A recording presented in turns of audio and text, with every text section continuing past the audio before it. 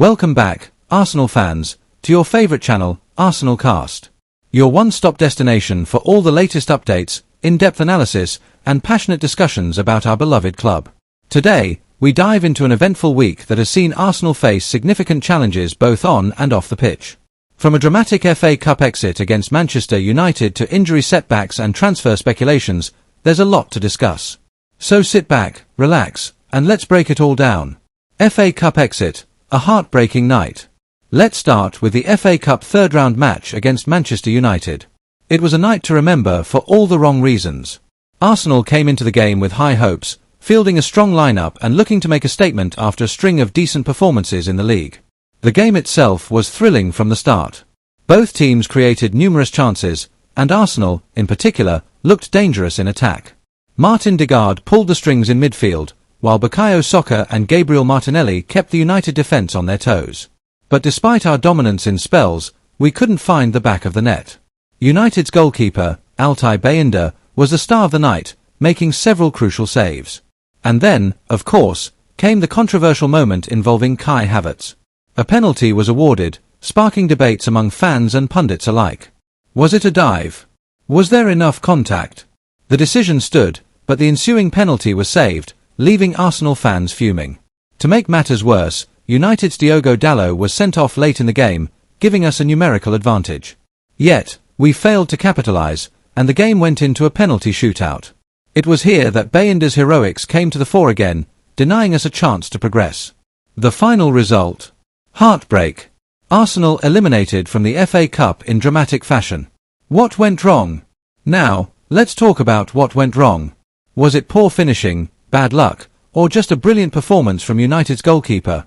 In my opinion, it was a combination of all three. We created enough chances to win the game, but our finishing lacked composure. Players like Havertz and Nketiah need to step up in these crucial moments. And what about Mikel Arteta's tactics? Should he have made changes earlier when it became clear we weren't breaking through? These are questions we need to ask as we analyse this defeat. Injury woes. Gabriel Jesus out again. As if the FA Cup exit wasn't bad enough, we now have to deal with a serious injury to Gabriel Jesus. During the same match, Jesus went down with what looks like a severe knee injury. For those who've been following his career, you'll know this isn't the first time he's had knee issues. Back in 2018, he suffered a cruciate ligament rupture, and then there was the meniscus injury during the 2022 World Cup. It's a massive blow for Arsenal, especially given how important Jesus is to our attacking setup. His movement, pressing, and ability to link up play are things that no other striker in our squad can replicate. Mikel Arteta expressed his concern after the game, and understandably so. This injury leaves us with limited options up front. Eddie Nketiah has shown promise, but can he lead the line consistently in Jesus' absence? That's the big question. Transfer speculations, time to act. Now, let's shift our focus to the January transfer window. With Gabriel Jesus sidelined, there's growing pressure on the club to make a statement signing. And one name that keeps popping up is Alexander Isak. The Newcastle United striker has been in sensational form this season, scoring 15 goals already. Fans, including prominent voices like Piers Morgan, are calling for the club to splash the cash. Morgan even suggested a bid of up to £150 million might be necessary to secure Isak's services. But is Isak the answer?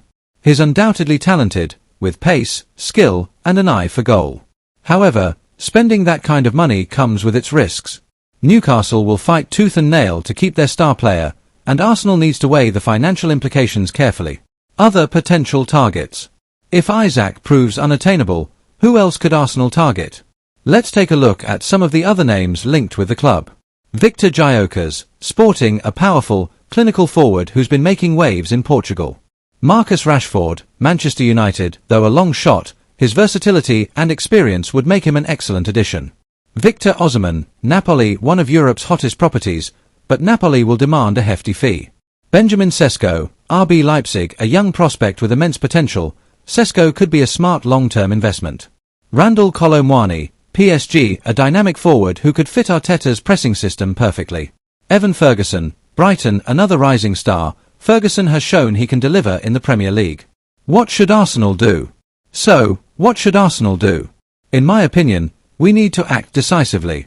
The January transfer window is notoriously tricky, but this is a pivotal moment in our season. Strengthening the squad now could make the difference between a top 4 finish and falling short. The priority has to be a striker who can hit the ground running. Someone with Premier League experience would be ideal, but if that's not possible, we need a player who can adapt quickly. At the same time, we can't ignore other areas of the pitch. Depth in midfield and defence is equally important. The road ahead. Despite the setbacks, there's still a lot to be optimistic about. Arsenal has shown resilience this season, and the squad is full of talented players who can step up in difficult times. The next few weeks will be crucial.